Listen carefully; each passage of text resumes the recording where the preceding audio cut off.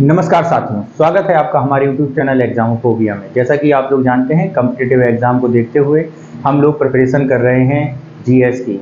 और इस जीएस की प्रिपरेशन के दौरान हम लोग आज जो सब्जेक्ट देख रहे हैं वो हम हिस्ट्री को देख रहे हैं, क्योंकि इतिहास कॉम्पिटिटिव एग्जाम के लिए एक महत्वपूर्ण सब्जेक्ट है और इससे रिलेटेड क्वेश्चंस हम लोगों को प्रत्येक एग्जाम में देखने को मिलते हैं। तो इतिहास के अब तक हम लोग 3 क्लासेस ले चुके हैं और इस 3 क्लासेस में हम लोग ने स्टार्ट किया था एंशिएंट हिस्ट्री, जिसमें हम लोगों ने एंशिएंट हिस्ट्री के सोर्सेज के बारे में डिस्कस किया था, भारत के प्राचीन नामों के बारे में डिस्कस किया था। आज जो हमारा टॉपिक है वो है पहला टॉपिक, एक्चुअली आप कह सकते हैं उसी का अगला पार्ट है, जिसमें हम लोग कहते हैं भारतीय इतिहास के स्रोत यानी हिस्ट्री के क्या क्या सोर्सेज हैं। हम लोग ये जानते हैं कि इतिहास के जो सोर्सेज हैं, इतिहास के जो स्रोत हैं, उसी के आधार पर हम लोग डिस्कस करते हैं कि कौन सी घटना कब घटी है। तो इतिहास लिखने के लिए हमें सोर्सेज की बहुत आवश्यकता पड़ती है, क्योंकि कोई भी घटना इतिहास में तब मेंशन होती है जब ये देखा जाता है कि उस घटना के साक्ष्य हमारे पास उपलब्ध हैं या नहीं हैं। तो उस घटना के साक्ष्य क्या हैं क्या नहीं हैं, यही हम लोग यहाँ आज अब डिस्कस करेंगे। तो अब तक जो हमने देखा था, तो प्राचीन भारतीय इतिहास में यानी एंशिएंट हिस्ट्री में हम लोग देख रहे थे। क्या देख रहे थे एंशिएंट हिस्ट्री में, जरा उसे एक बार हम लोग देखते हैं। तो एंशिएंट हिस्ट्री में यानी प्राचीन इतिहास में, इतिहास एंशिएंट हिस्ट्री, एंशिएंट हिस्ट्री। तो एंशिएंट हिस्ट्री में अगर हम बात करें तो हमने इसमें सोर्सेज यानी जो हमारा पहला टॉपिक था, जिसमें हम लोग डिस्कस करते थे सोर्सेज ऑफ इंडियन हिस्ट्री, यानी इतिहास के सोर्सेज क्या हैं, हिस्ट्री ऑफ द हिस्ट्री, ठीक है, यानी सोर्सेज ऑफ एंशिएंट हिस्ट्री। जो हमारा पहला टॉपिक था वो क्या था, सोर्सेज ऑफ एंशिएंट हिस्ट्री। तो इस टॉपिक में पहले तो हम लोगों ने भारत के नामों के बारे में देखा था, यानी भारतीय इतिहास के स्रोत। तो इसमें हम लोगों ने किसको देखा था, हमने इसमें भारतीय इतिहास, भारत के इतिहास के स्रोत क्या हैं, भारतीय इतिहास के स्रोत। तो इसमें अगर हम बात करते हैं तो इसमें सबसे पहले हम लोगों ने कल जो अपना डिस्कस किया था, तो भारत के सारे प्राचीन नाम तो क्या हैं। तो आप लोगों ने देखा कि भारत के 7 प्राचीन नाम हैं और उसके पीछे की क्या कहानी है, ये सब हम लोगों ने डिस्कस की। चाहे आर्यवर्त की कहानी हो, चाहे ब्रह्मावर्त की कहानी हो, चाहे जम्बूद्वीप की कहानी हो, चाहे हिंदुस्तान की, चाहे इंडिया की, चाहे भारत की। तो ये सारी चीज़ें हमने डिस्कस की, कैसे हमारे देश के ये भिन्न भिन्न नाम हमें दिए गए या हमारे पढ़े। तो उन्हीं टॉपिक्स के आज का जो मेन टॉपिक्स है हमारा भारतीय इतिहास के स्रोत। तो इतिहास के स्रोतों की अगर हम चर्चा करते हैं तो इतिहास के जो सोर्सेज हैं यानी जो स्रोत हैं वो मुख्यतः कितने टाइप के हैं, मेनली हम इन्हें 2 टाइप में बांट देते हैं। कैसे, 2 टाइप में बांट देते हैं। तो सबसे पहले हैं आपका लिटरेरी सोर्स, ठीक है। लिटरेरी सोर्सेस क्या हैं, ठीक, जिसे हम कहते हैं साहित्यिक स्रोत। क्या कहते हैं मित्रों, साहित्यिक स्रोत। तो ये साहित्यिक स्रोत कौन कौन से हैं इसको हम जरा देखते हैं। और दूसरा अगर हम बात करते हैं वो हमारा कौन सा स्रोत है, वो हमारा है आर्कियोलॉजिकल सोर्सेज, यानी आर्कियोलॉजिकल सोर्सेज, यानी भारत के वो स्रोत जिसे आप एक तरह से पुरातात्विक स्रोत भी कहते हैं। तो इसके बारे में आज हम लोग डिस्कस करेंगे, ठीक है। तो जैसा कि आप लोग जानते हैं, अगर क्या क्या होगा लिटरेरी सोर्सेज में, क्या आएगा लिटरेरी सोर्सेज में, वो सारे सोर्सेज आएंगे जो लिखे होते हैं, जो लिखे गए हैं। भारतीय स्रोत में वो स्रोत जो लिखे गए हैं वो हमारे किस में आएंगे, साहित्यिक स्रोतों में आएंगे। और इसके अलावा जो हमारी फिजिकल रूप से प्राप्त है, जैसे किसी राजा ने कोई अपना अनाउंसमेंट किया हो, कोई इंस्क्रिप्शन यानी अभिलेख किए हों, उस जमाने का कोई कॉइन्स हमें मिल जाए, उस जमाने की कोई मोनूमेंट्स मिल जाए, उस जमाने के कोई हमारे सील्स यानी मोहरे मिल जाएं, ये सारी चीजें आपके किस में आएंगी, वो हमारे आर्कियोलॉजिकल स्रोत में आएंगे। तो सबसे पहले अगर हम बात करते हैं साहित्यिक स्रोतों की, तो साहित्यिक स्रोत यानी साहित्य जो है वो कितने टाइप का है। तो मित्रों साहित्य जो हमारे पास इतिहास की दृष्टि से हम देखते हैं तो वो 3 टाइप में बांटा गया है। कितने टाइप में बांटा गया है, तीन टाइप में बांटा गया है। कौन कौन से तीन टाइप हैं, जरा इसको एक बार देखते हैं। तो सबसे पहले बात करते हैं कौन कौन से तीन टाइप हैं। तो मित्रों सबसे पहले बात करते हैं तो वो है आपका रिलीजियस स्रोत। कौन सा स्रोत है? रिलीजियस स्रोत, ठीक है, यानी कहने का मतलब है धार्मिक सोर्स। कौन सा सोर्स है? धार्मिक स्रोत है। दूसरे की अगर हम बात करें तो मित्रों दूसरा कौन सा सोर्स होता है? दूसरा सोर्स होता है नॉन रिलीजियस। कैसा? Non religious. नॉन रिलीजियस जिसे आप कहते हैं धर्मेतर साहित्य, यानी धर्म से इतर क्या का साहित्य हो सकता है, धर्मेतर सोर्स, ठीक है। और तीसरा जो हमारा मेंशन किया जाता है वो किया जाता है डिस्क्रिप्शन ऑफ फॉरेनर ट्रेवलर, यानी जो विदेशी इतिहासकार आए हैं उनका विवरण, यानी डिस्क्रिप्शन ऑफ फॉरेनर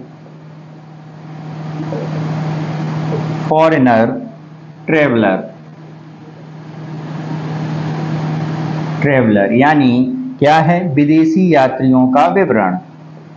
विदेशी यात्रियों का विवरण। विदेशी यात्रियों का विवरण, ये आपका क्या है?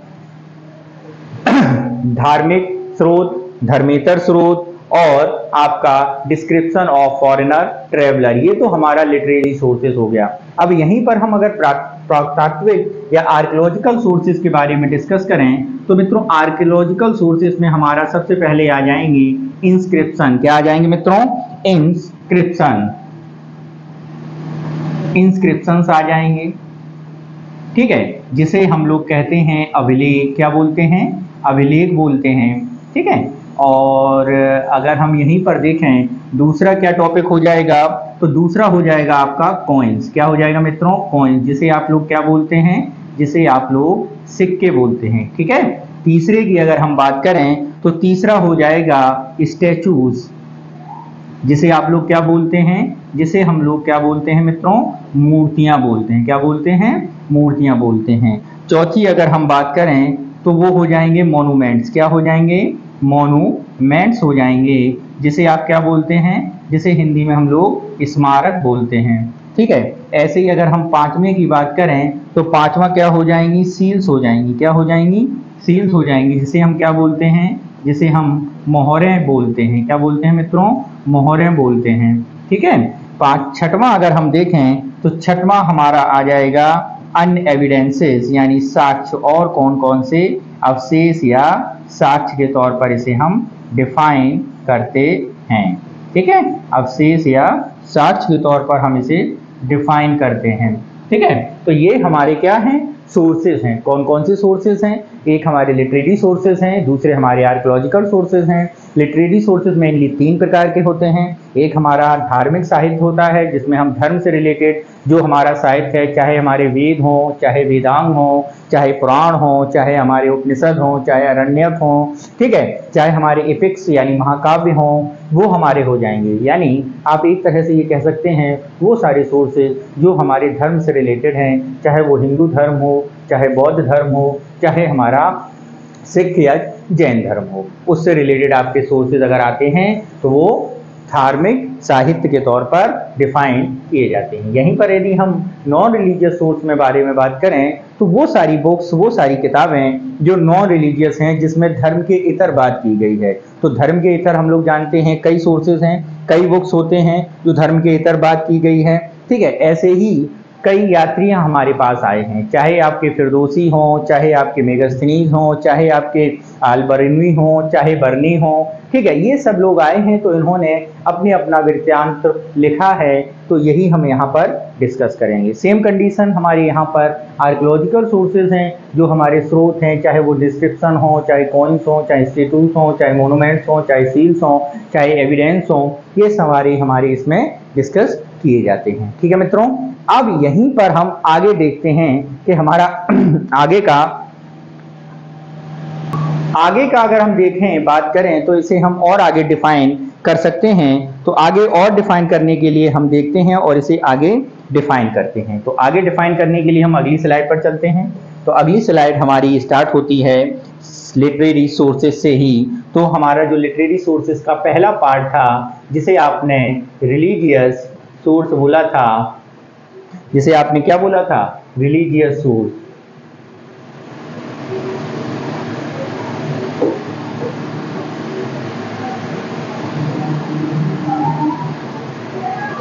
रिलीजियस सोर्स,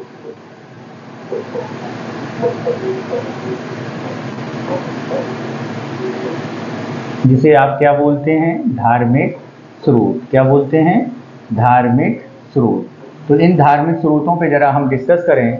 तो इन रिलीजियस सोर्सेज के बारे में यदि हम बात करते हैं तो सबसे पहले यहाँ पर हम देखते हैं कौन कौन से रिलीजियस स्रोत हैं।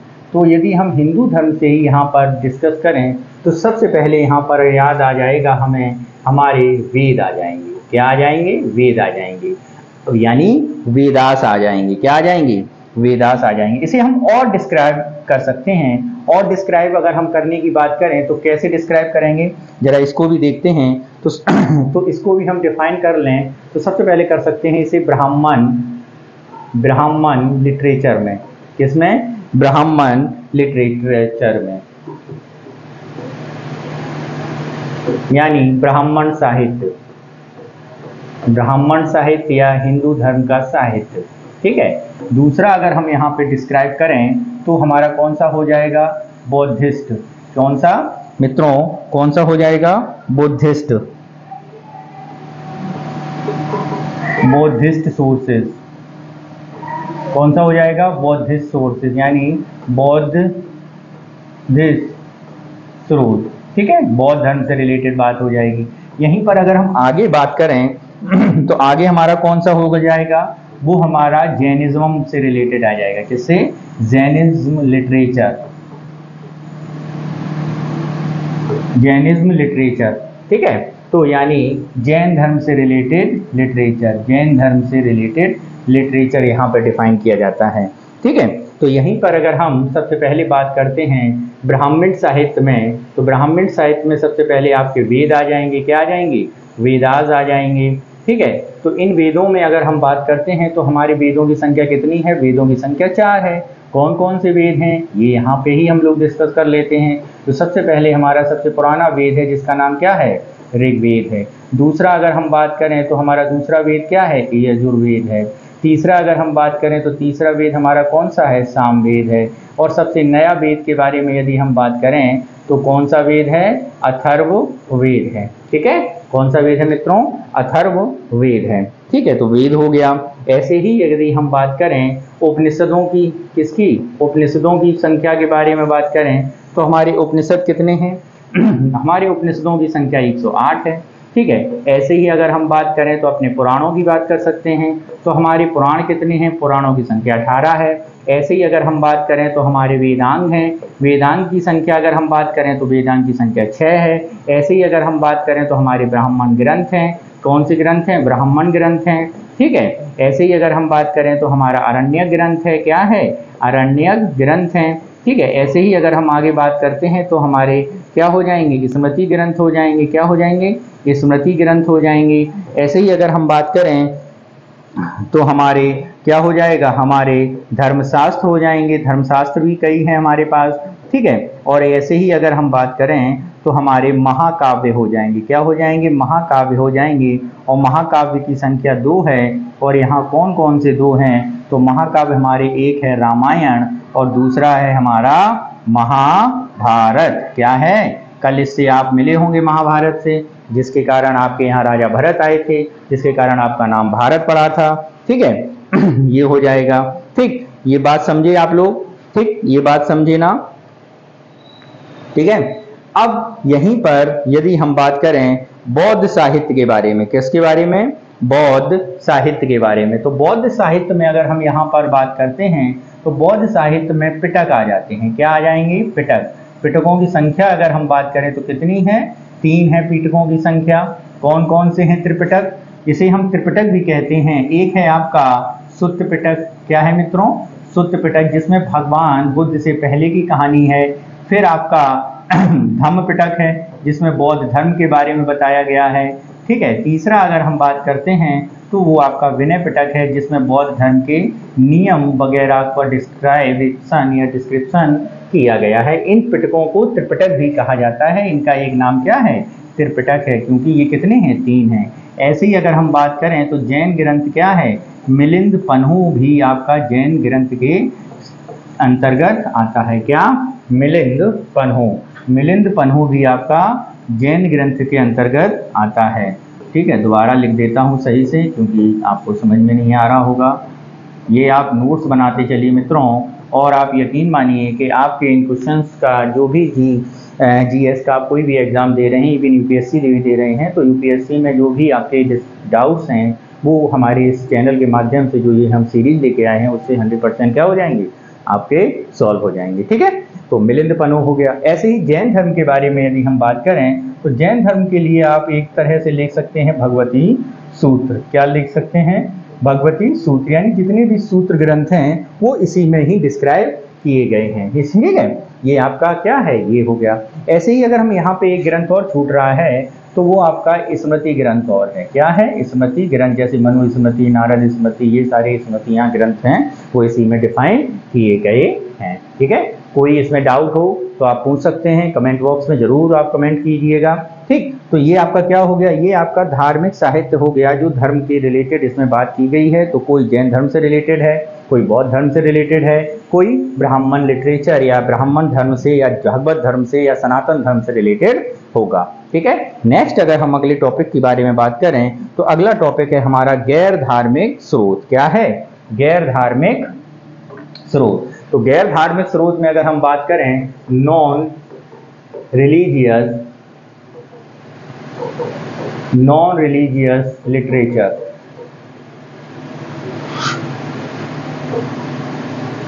नॉन रिलीजियस लिटरेचर यानी गैर धार्मिक स्रोत या धार्मितर स्रोत, गैर धार्मिक साहित्य।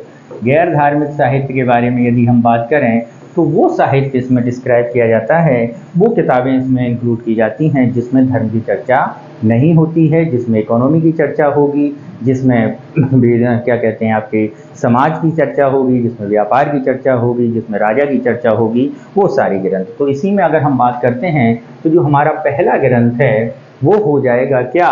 वो हो जाएगा अर्थशास्त्र। क्या हो जाएगा? अर्थशास्त्र।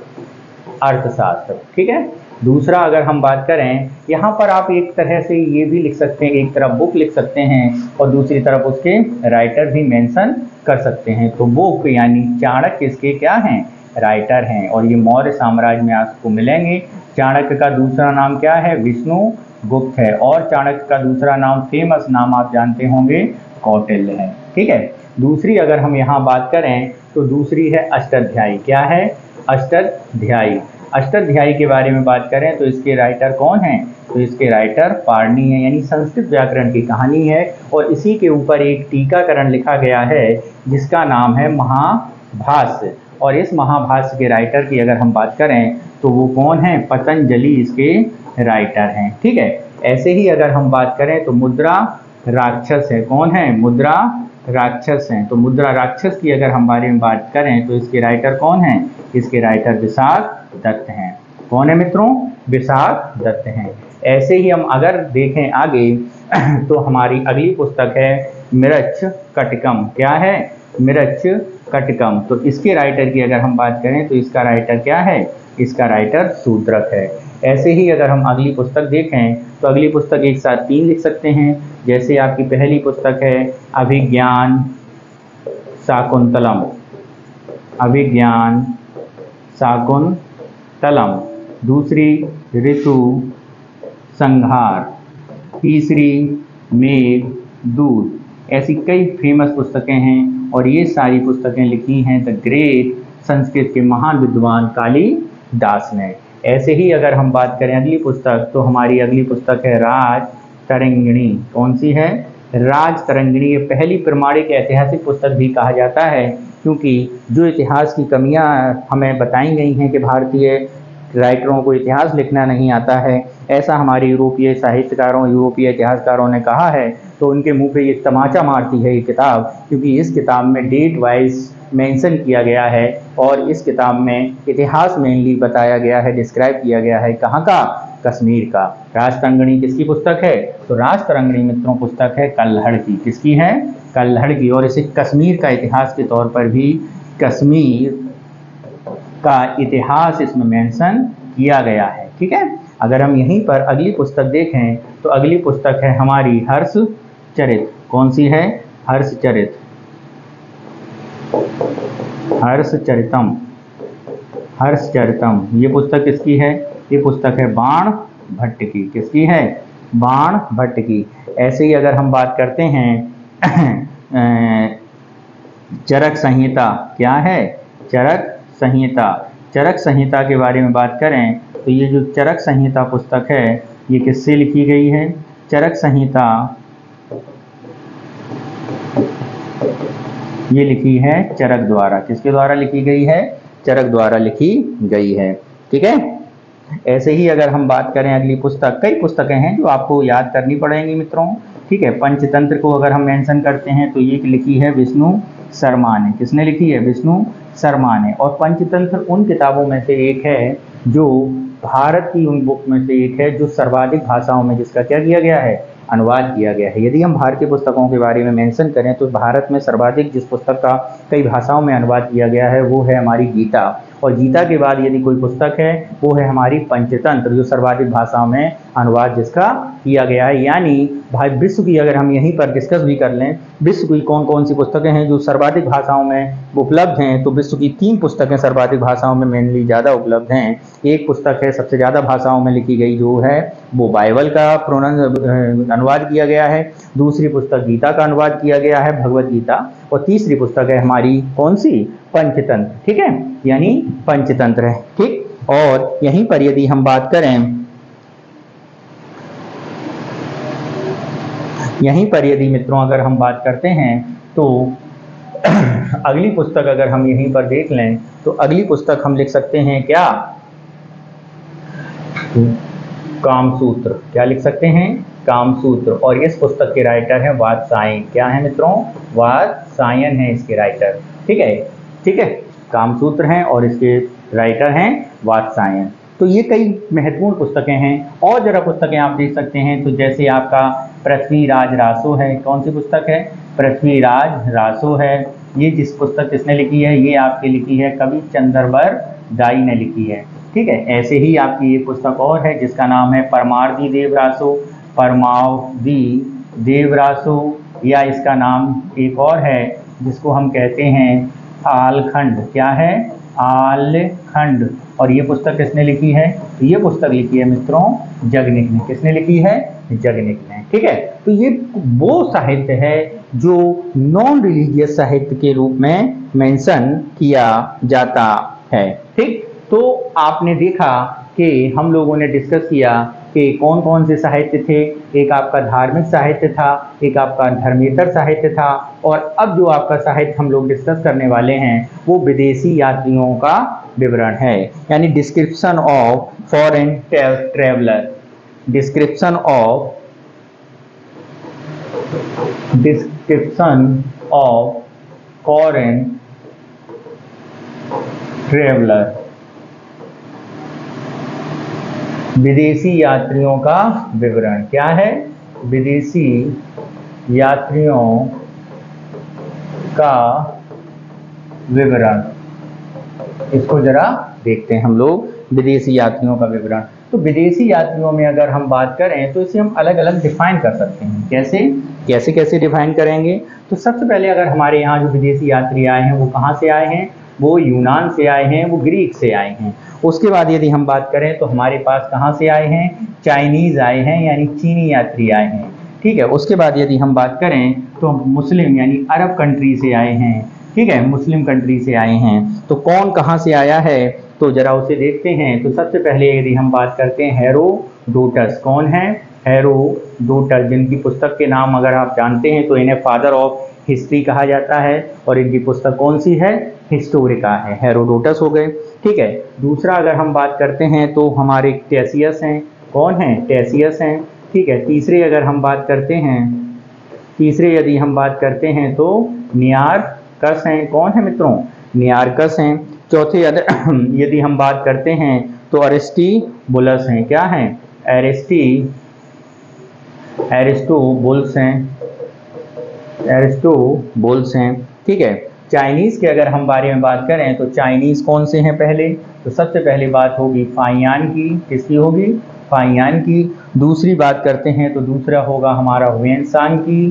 क्या होगा? हुएन सांग की। तीसरी यदि हम बात करें तो वो कौन होंगे? इत्सिंग की। क्या नाम है उनका? इत्सिंग होगा। ठीक है। और चौथी अगर हम बात करते हैं, ये वो इतिहास हैं जो चाइनीज में आए थे। फाइयान की यदि हम बात करें तो गुप्त काल में आया था। एंसांग की अगर हम बात करें तो हर्षवर्धन के काल में आया था। और इत्सिंग की बात करें तो पोस्ट हर्षवर्धन के काल में आया था। मुस्लिम की अगर हम यहाँ पे बात करते हैं तो सबसे पहले मुस्लिम में अगर हम बात करते हैं तो मेगास्थनीज को एक तरह यहाँ पे हम डिफाइन कर सकते हैं। दूसरी अगर हम बात करते हैं तो अलबरूनी को यहाँ पर हम डिफाइन कर सकते हैं। तीसरी अगर हम बात करते हैं तो फिरदौसी को यहाँ पर डिफाइन कर सकते हैं। किसको? फिरदौसी को। चौथी अगर हम यहाँ पर बात करते हैं तो अल मसूदी को हम यहाँ पर डिफाइन कर सकते हैं। अल मसूदी। और ऐसे ही हम यहाँ पर इब्न बतूता को भी एक तरह से इब्न बतूता को भी डिफाइन कर सकते हैं। यानी वो ये इतिहासकार हैं जो हमारे कब आए थे? जो हमारे भारत में आए थे। ठीक है। तो ये हमारा पूरा डिस्क्रिप्शन हुआ साहित्यिक स्रोतों का। किसका हुआ मित्रों? लिटरेरी सोर्सेज का। अब हम डिस्क्रिप्शन देखेंगे हमारा नॉन लिटरेरी सोर्सेज यानी गैर धार्मिक स्रोत कौन कौन से थे। आप जरा एक बार फिर पीछे जा सकते हैं। तो पीछे जाने के दौरान आप देखेंगे हमने बात की थी पुरातात्विक स्रोतों की। तो इन पुरातात्विक स्रोतों में जो पहला स्रोत है वो आप देख रहे हैं अभिलेख हैं, कॉइन्स हैं, स्टेटस यानी मूर्तियां हैं, मोनूमेंट्स यानी स्मारक हैं, सील्स यानी मोहरें हैं, एविडेंस यानी उसके और अवशेष हैं। तो जरा बात कर लेते हैं यहीं पे कि कौन कौन से पुरातात्विक स्रोत हैं। तो जरा देखते हैं पुरातात्विक स्रोत क्या उनसे? पुरातात्विक स्रोत यानी आर्कियोलॉजिकल सोर्सेज। आर्कियोलॉजिकल सोर्सेज यानी जिसे आप क्या कहते हैं? पुरातात्विक स्रोत। क्या कहते हैं? पुरातात्विक स्रोत। तो पुरातात्विक स्रोत में जो पहला स्रोत है वो हमारा है इंस्क्रिप्शंस। यानी आपके क्या है यहाँ पर जिसकी बात की जाती है वो क्या है? अभिलेख है। क्या है मित्रों?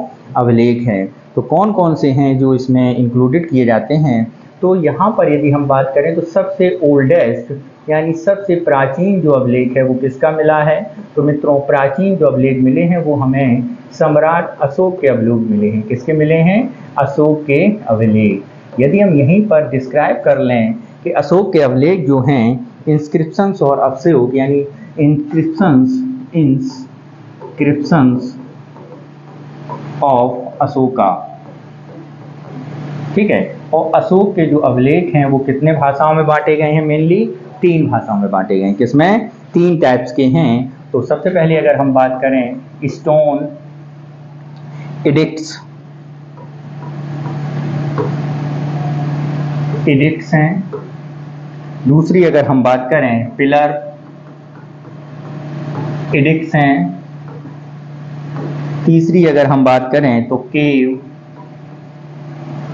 इंस्क्रिप्शंस हैं।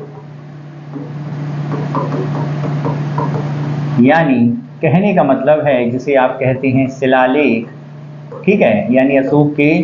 दूसरा अगर हम बात करें तो स्तंभ लेख। और तीसरा अगर हम बात करें हैं तो गुफा या इसे कहते हैं गुहा लेख। क्या? गुहा लेख। ठीक है। यानी कहने का मतलब है अगर आप इंस्क्रिप्शन नहीं समझ पा रहे हैं तो आप ऐसे समझ सकते हैं जैसे कोई भी नई बिल्डिंग या नई सड़क बनती है तो एक शुरुआत में एक पत्थर लगा दिया जाता है कि इस सड़क का निर्माण फलानी सांसद निधि, उसके विधायक निधि, इनके सहयोग। तो ये सारे जो मेनली जो पत्थर पे लिखा जाता है वही आपके इंस्क्रिप्शन कहलाते हैं। और अशोक के जो इंस्क्रिप्शंस हैं वो हमें 3 श्रेणियों में बांटे गए हैं। शिला पे एक सीधे पत्थर पे लिख दिया गया है, किसी पिलर पे लिख दिया गया है और किसी गुफा में लिख दिया गया है। ठीक है। तो यहीं पर यदि हम बात करते हैं अशोक के अभिलेखों के बारे में तो अशोक के जो अभिलेख हैं वो मेनली हमें किन भाषाओं में मिले हैं? 4 लिपियों में मिले हैं। कितनी लिपियों में मिले हैं? 4 लिपियों में। कौन कौन सी लिपियां हैं? तो सबसे पहले जिस भाषा के सर्वाधिक मिले हैं वो है ब्राह्मी लिपि। दूसरी बारे में अगर हम बात करें तो वो है आपकी खरोष्ठी लिपि। तीसरी अगर हम बारे में बात करें तो वो है आपकी ग्रीक। और चौथी जो हमारे पास है वो है आपकी अरमाइक। बात समझे यहाँ पर। तो ये 4 प्रकार के इंस्क्रिप्शंस हैं जो अशोक के अभिलेख हमें प्राप्त हुए हैं। इसके अलावा यदि हम बात करते हैं अशोक के जो अभिलेख हैं वो सबसे पहले पढ़े किसने हैं, यानी अगर हम यहाँ पे एक मेंशन ऑफ कर देते हैं तो 1837 में सबसे पहले सर्वप्रथम किसने ये पढ़े हैं? सर्वप्रथम जेम्स प्रिंसेप। किसने मित्रों? जेम्स प्रिंसेप द्वारा ये पढ़े गए हैं। किसके द्वारा? जेम्स प्रिंसेप द्वारा ये क्या हुए हैं? पढ़ने में सर्वप्रथम पढ़े सके हैं,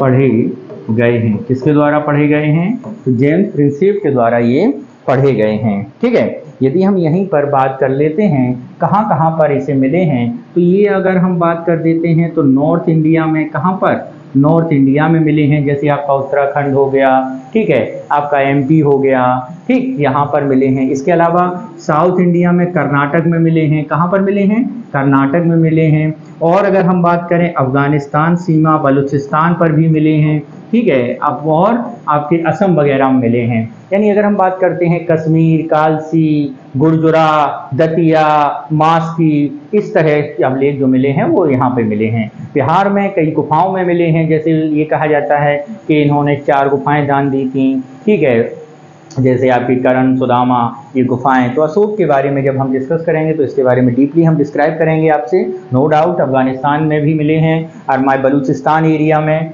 अफगानिस्तान जो पाकिस्तान का बलूचिस्तान एरिया है वहाँ पर भी हमें अशोक के इंस्क्रिप्शंस प्राप्त हुए हैं। ठीक है। इसके अलावा इन अशोक के अभिलेखों के अलावा भारत के कई और राजाओं ने एक आध अभिलेख मिले हैं। तो अगर हम उनको मेंशन करें तो एक है हमारा जूनागढ़ का अभिलेख। किसका अभिलेख? गुजरात में जो है जूनागढ़ अभिलेख, इंस्क्रिप्शन ऑफ जूनागढ़। दो इंस्क्रिप्शन ऑफ जूनागढ़ अभिलेख के बारे में बात करें तो ये किसका है? रुद्र दामन का है। किसका है मित्रों? रुद्र दामन का है। ऐसे ही अगर हम बात करते हैं उड़ीसा में एक जगह है हाथी गुम्फा अभिलेख इंस्क्रिप्शन, ये है किसका? एक शक राजा होंगे जिनका नाम होगा खारवेल। ठीक है। ऐसे ही हम अगर बात करें तो एहोल अभिलेख, कौन सा अभिलेख है? एहोल अभिलेख। और एहोल अभिलेख जो हमें मिला है वो किसका है? वो है पुलकेशिन द्वितीय का। किसका है मित्रों? पुलकेशिन द्वितीय का। ऐसे ही फॉर एग्जाम्पल अगर हम बात करते हैं एरण अभिलेख भी मिला है, जो किसका है? वो है भानु गुप्त का। किसका है मित्रों? भानु गुप्त का। ऐसे ही अगर हम आगे बात करें तो एक हमें ग्वालियर में भी अभिलेख प्राप्त हुआ है, ग्वालियर अभिलेख। और ग्वालियर अभिलेख किसका है? तो ग्वालियर अभिलेख है राजा मिहिर भोज का। किसका है? मिहिर भोज का है। ठीक है। किसका है? मिहिर भोज का है। ठीक। ऐसे अगर और हम देखें तो मंदसौर का अभिलेख भी मिला है। मंदसौर एमपी में ही। तो ये मंदसौर अभिलेख किसका है? ये है मित्रों यशो वर्मन का। किसका है? यशो वर्मन का है। किसका है मित्रों? यशो वर्मन का है। ठीक है, यशो वर्मन। ऐसे ही हमारे बिहार में एक मिला है रावा तक अभिलेख। ठीक है, रावा तक। कौन सा अभिलेख मित्रों?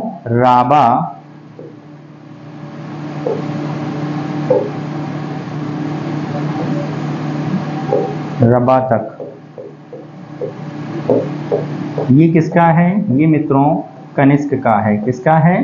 कनिष्क का है। तो ये जो इंस्क्रिप्शंस हैं वो हमें कुछ महत्वपूर्ण इंस्क्रिप्शंस आपको यहाँ पर मैंने डिस्कस किया है। ठीक है। किसी में जैसे अगर हम बात करें पुलकेशिन द्वितीय ने हर्षवर्धन को हराया है तब एहोल अभिलेख बनाया। भानुगुप्त के इस अभिलेख में हमें सती प्रथा का पहला साक्ष्य मिलता है। संस्कृत का पहला अभिलेख आपको जूनागढ़ अभिलेख के तौर पे जाना जाता है। ठीक है। ग्वालियर अभिलेख में महाराज भोज ने ग्वालियर अपनी विजय और अपनी संस्कृत भाषा के प्रेम के बारे में लिखा है। मंदसौर अभिलेख एक रानी ने यशो के बारे में है, रानी अभिलेख भी इसे कहा जाता है। कनिष्क ने जो भारत में व्यापार में जो सोने में प्रोग्रेस की उसके बारे में रावा तक अभिलेख में है। ठीक है। ये जो चीज़ें हैं ये इंस्क्रिप्शंस की कैटेगरीज में आती हैं। किसकी कैटेगरी में आती हैं? इंस्क्रिप्शंस की कैटेगरी में आती हैं। दूसरे अगर हम बात करते हैं तो दूसरा हमारा पॉइंट इसी का होगा, वो क्या है?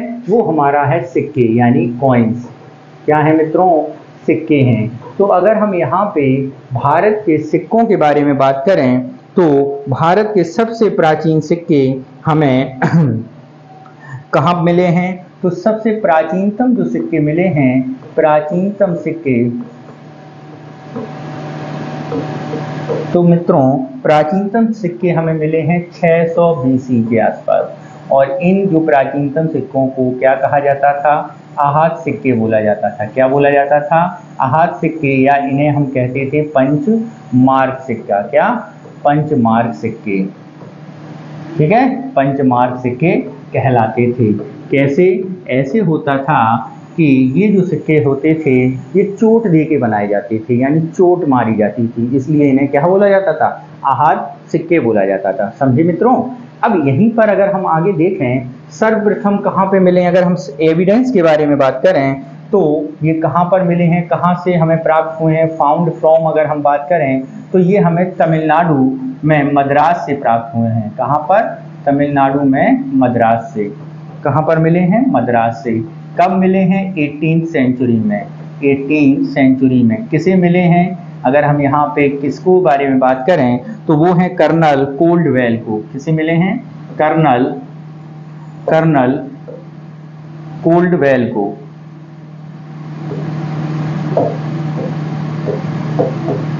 कर्नल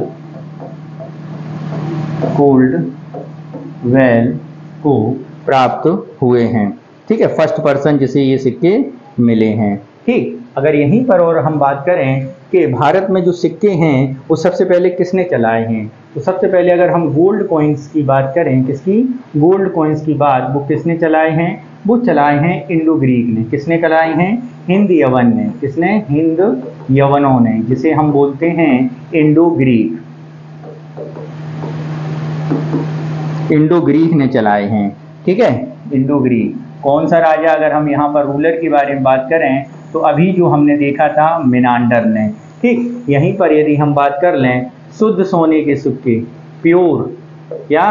प्योर गोल्ड कॉइन, शुद्ध सोने के सिक्के, प्योर गोल्ड कॉइन। तो प्योर गोल्ड कॉइन किसने चलाए हैं? कनिष्क ने चलाए हैं। किसने चलाए हैं मित्रों? कनिष्क ने चलाए हैं।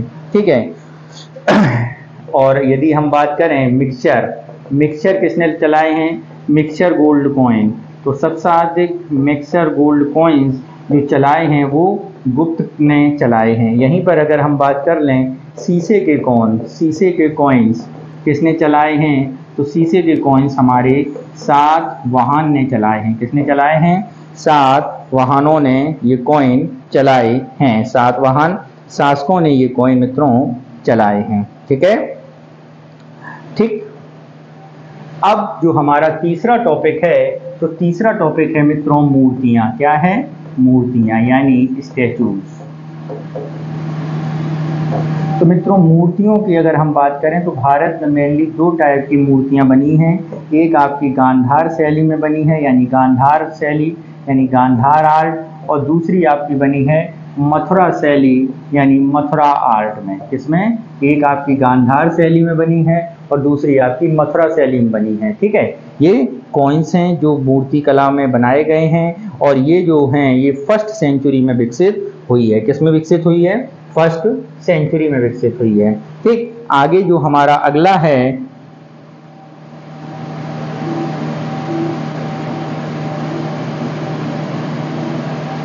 वो हमारे क्या हैं?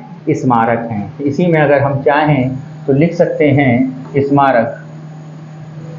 स्मारक है तीसरा हमारा। जो चौथा पॉइंट है वो हमारा क्या हो जाएगा? चलो नए पेज में ही लिख लें। ठीक है, नए पेज में ही लिख लेते हैं। नए पेज में ही लिख लेते हैं। तो नया पेज क्या है? स्मारक। तो नए पेज में अगर हम बात करें मॉन्यूमेंट्स के बारे में, तो मित्रों मॉन्यूमेंट्स वो चीज़ें हैं जो बनी हुई हैं। जैसे आपका ताजमहल हो गया। क्या हो गया मित्रों? ताजमहल। ये क्या है? आपका स्मारक ही है। ऐसे ही आपका किले हो गए, रेड फोर्ट हो गया है, चाहे वो आगरा का किला हो, चाहे वो दिल्ली का किला हो, चाहे वो इलाहाबाद का किला हो। ऐसे ही आपका कुतुब मीनार हो गया है मित्रों। क्या हो गया है? कुतुब मीनार हो गया है।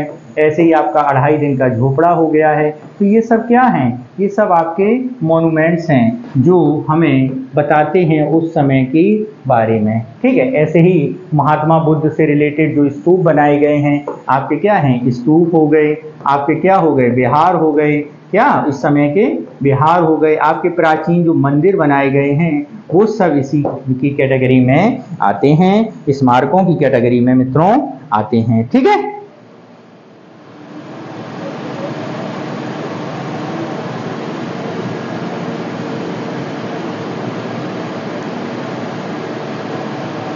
ठीक। तो आज जो हमने डिस्कस किया वो एक बार जरा ब्रीफली हम लोग दोबारा देख लेते हैं। तो जो हमारा आज का टॉपिक था वो था हमारा भारतीय इतिहास के स्रोत। तो भारतीय इतिहास के क्या क्या स्रोत हैं ये आप लोगों ने देखा। तो भारतीय इतिहास के दो टाइप के स्रोत हैं, यानी इतिहास के ही स्रोत दो टाइप के होते हैं। और ये जो स्रोत हैं ये मेनली अगर हम यहाँ पर बात करें, ये जो स्रोत हैं आपके, इसमें अगर हम बात करते हैं तो ये वो स्रोत हैं जिससे हमें जानकारी मिलती है। तो यदि हम यहाँ पर डिस्कस कर लेते हैं कौन से स्रोत आपके किसके अंतर्गत आते हैं, तो मित्रों यहाँ पर जो आपका स्रोत है, तो इतिहास में जब तक हमारे पास कहानी कहने को होती है और साक्ष्य नहीं होते हैं तो उस इतिहास की मेंशन में हम लोग नहीं करते हैं। लेकिन यहाँ कहानी के साथ साथ हमारे पास सोर्स भी हैं, और सोर्स जो हैं वो दो टाइप के हैं। पहला जो टाइप है वो हमारा लिटरेरी सोर्सेज है, यानी साहित्यिक स्रोत है। दूसरा जो तथ्य है जो हमारे के आर्कियोलॉजिकल सोर्सेज हैं, जो हमारे उस समय का पुरातात्विक स्रोत है जो हमारे पास मौजूद है। उसमें क्या आते हैं, उसमें आप देखते हैं कि अभिलेख आ रहा है, सिक्के आ रहे हैं, मूर्तियां आ रही हैं, स्मारक आ रहे हैं, कॉइन्स आ रहे हैं, सील्स आ रहे हैं, मोहरें आ रही हैं। ठीक है, सब राजाओं की अपनी एक मोहर होती है। जैसे अगर हम बात करते हैं आज के दौर में तो एम्बलम जो भारत का चिन्ह है, ठीक है, हर देश का अपना एक साइन होता है, एक चिन्ह होता है, वो यूज किया जाता है। ऐसे ही जो है हमारा रिलीजियस सोर्स आता है साहित्यिक स्रोतों में, और नॉन रिलीजियस आता है धर्मेतर साहित्य में, और विदेशी यात्रियों के द्वारा विवरण के तौर पर हम लोग देखते हैं। ठीक है, यहीं पर अगर हम अगला देखें तो अगला क्या है, जो रिलीजियस सोर्सेज क्या है, तो ब्राह्मण धर्म या हिंदू धर्म से रिलेटेड है, बौद्ध धर्म से रिलेटेड है, जैन धर्म से रिलेटेड है। ठीक है, बौद्ध धर्म में क्या, हिंदू धर्म में क्या है, हिंदू धर्म में अगर हम बात करें वेद हो गया, उपनिषद हो गया, पुराण हो गया, वेदांग हो गया, ब्राह्मण ग्रंथ हो गया, अरण्यक हो गया, स्मृति ग्रंथ हो गया, धर्मशास्त्र हो गया, महाकाव्य हो गया। महाकाव्य कितने हैं, महाकाव्य दो हैं, रामायण है और आपकी महाभारत है। स्मृति ग्रंथ हो गए। वेद कितने हैं, चार वेद हो गए आपके, ऋग्वेद, यजुर्वेद, सामवेद, अथर्ववेद। बौद्ध साहित्य में अगर हम बात करें तो क्या है, पिटक हैं। कितने पिटक हैं, त्रिपिटक हैं और मिलिंद पन्हु हैं। त्रिपिटक कौन कौन से हैं, आपका सुत्त पिटक हो गया, धम्म पिटक हो गया, विनय पिटक हो गया।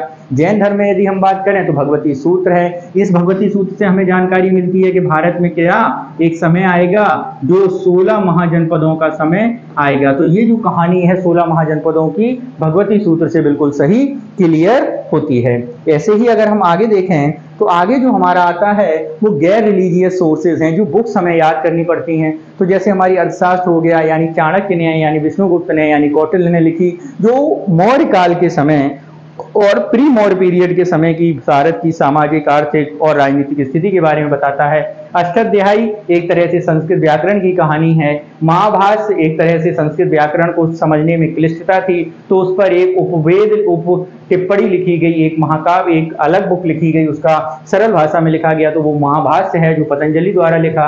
मुद्रा राक्षस विशाखदत्त द्वारा लिखी गई, मृच्छकटिकम शूद्रक द्वारा लिखी गई, अभिज्ञान शाकुंतलम, ऋतु संगार, मेघदूत कालिदास द्वारा लिखी गई, राजतरंगिणी कल्हड़ द्वारा लिखी गई, हरचरितम बाणभट्ट हैं, चरक संहिता चरक हैं, पंचतत्व विष्णु शर्मा हैं। ठीक है, कामसूत्र वात्सायन है, पृथ्वीराज रासो चंद्रवरदाई हैं, आलखंड जगनेक हैं। तो ये वो किताबें हैं जो किसके अंतर्गत आती हैं, गैर धार्मिक सोर्स के अंतर्गत आती हैं। यहीं पर अगर हम आगे देखें तो अगला जो हमारा था वो हमारे विदेशी यात्रियों का विवरण था। तो भारत में सबसे पहले जो विदेशी यात्री आए वो कहाँ से आए, वो ग्रीक के आए, यानी ग्रीस से आए, यानी यूनान से आए। तो उसमें हेरोडोटस हैं, टेसियस हैं, मिनियार्कस हैं, अरिस्टोबुलस हैं, फाइयान, ह्वेनसांग, इत्सिंग हैं। ठीक है, और यहीं पर मुस्लिम में अगर हम बात करें, मेगस्थनीज हैं, अलबरूनी हैं, फिरदौसी हैं, कलम मसूदी हैं, इब्न बतूता है। मेगस्थनीज की आप जानते हैं इंडिका है, अलबरूनी की किताब हिंद है, फिरदौसी की शाहनामा है, अल मसूदी की मसूदे उल अखबार है, इब्न बतूता ने टिप्पणी लिखी है मोहम्मद बिन तुगलक के समय की। ठीक है, ये सारी चीजें हैं। इसके बाद जब हम अगला टॉपिक देखते हैं तो अगला टॉपिक है हमारा पुरातात्विक स्रोत। तो पुरातात्विक स्रोत में हम बात करते हैं, जो सबसे पहले हमने बात की थी कि पुरातात्विक स्रोत में क्या क्या आता था। पुरातात्विक स्रोत में इंस्क्रिप्शंस आते थे, सिक्के आते थे, मूर्तियां आती थी, मॉन्यूमेंट्स आते थे, ठीक है, सील्स आती थी और ये आते थे। ठीक, तो ये चीजें हैं हमारी अगली।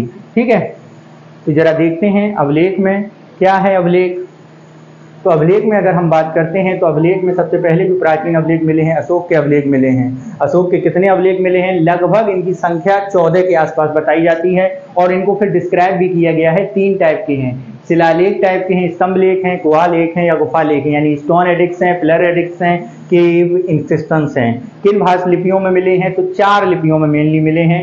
ब्राह्मी खरोष्टी ये भारत वाले में है, बलूचिस्तान और पाकिस्तान वाले एरिया में ग्रीक और अरमाइक हैं। सबसे पहले किस व्यक्ति द्वारा पढ़े गए? तो सबसे पहले जेम्स प्रिंसेप द्वारा इन्हें पढ़ा गया है। इसके अलावा कई और राजाओं ने इंस्क्रिप्शंस लिखे हैं, तो वो कौन से हैं? जैसे आपके जूनागढ़ का अभिलेख गुजरात में है, हाथी गुम्फा का अभिलेख कलिंगा में है, एहोल का अभिलेख है, एरण का अभिलेख है, ग्वालियर के हैं, मंदसौर के हैं, रवातक हैं। ठीक है, ये सब चीजें जो रवातक वाला अभिलेख है इसमें हमें श्रेणी की जानकारी मिलती है। मंदसौर में रानी के बारे में बताया गया, मीर भोज में राजा मिहिर यानी भोज के बारे में, जो भोज ताल वगैरह बनाया उसके बारे में जानकारी मिलती है। एरण में हमें सती प्रथा का उल्लेख मिलता है। एहोल अभिलेख में हर्षवर्धन की हारनी की कहानी मिलती है। हाथी गुम्फा अभिलेख संस्कृत के तौर पर जाना जाता है। ठीक, इसके बाद यदि हम बात करते हैं, अगला जो हमारा है वो है हमारे कॉइन्स। तो कॉइन्स के बारे में कहानी आती है 600 BC में सबसे प्राचीनतम 100 कॉइन बनाए गए, जो आहत सिक्के कहते थे। और ये सिक्के जो बनाए जाते थे वो आहत देके यानी चोट मार के बनाए जाते थे। ठीक है, और पंचमार्क, उसमें 5 प्रकार की धातुओं का प्रयोग किया जाता था, इसलिए पंचमार्क कहते हैं। सबसे पहले मिले कहाँ से हैं? तो तमिलनाडु से मिले, 18वीं सेंचुरी में मिले हैं, कर्नल कोल्डवेल के द्वारा खोजे गए थे। ठीक है, सिक्कों में अगर डिस्क्रिप्शन देखें तो सबसे ज्यादा सोने के सिक्के यानी शुद्ध सोने के सिक्के सबसे पहले हिंद यवनों यानी इंडो ग्रीक्स ने चलवाए। शुद्ध सोने के सिक्के की अगर हम बात करें तो कनिष्क ने चलवाए। मिक्सचर यानी प्योरिटी चली गई यहाँ पर, तो यहाँ अशुद्धि ज्यादा आ गई, लेकिन सर्वाधिक संख्या में मिले हैं वो गुप्त काल में मिले हैं। शीशे के कॉइन सातवाहनों ने मिले हैं। ठीक है, इसके बाद जो अगला टॉपिक था वो हमारी मूर्तियां थी। मूर्तियों की कला 2 हैं, एक आपकी गांधार आर्ट है, एक आपकी मथुरा आर्ट है। ठीक है, इसके बाद यदि हम बात करते हैं तो वो हमारा अगला है स्मारक। तो स्मारक में आप जानती हैं जितनी भी इस जमाने में चीजें बनी हुई हैं वो स्मारक के तौर पर डिफाइन की जाती है, चाहे ताजमहल हो, चाहे रेड फोर्ट हो, चाहे कुतुब मीनार हो, चाहे 2.5 दिन का झोपड़ा हो, चाहे स्तूप हो, चाहे विहार हो, चाहे मंदिर हो। ठीक है, ये जितने भी उस समय के डिस्क्रिप्शंस हैं वो हमें यहाँ पर डिफाइन किए गए हैं। तो इस तरह आज हम लोगों ने इतिहास का एक अगला टॉपिक देखा। अब हमारा नेक्स्ट टॉपिक हम लोग कल डिस्कस करेंगे। तो आप हमारे इस टॉपिक्स को, जो भी आपको कंफ्यूज हो वो हमें कमेंट बॉक्स में जरूर बताएं, और इसके साथ ही जो टॉपिक्स आपको समझने में दिक्कत हो वो हमें जरूर मेंशन करें। उसके लिए हम अलग से आपको क्लास यहाँ यूट्यूब चैनल के माध्यम से आपको प्रोवाइड कराएंगे। बहुत बहुत धन्यवाद। Thank you very much.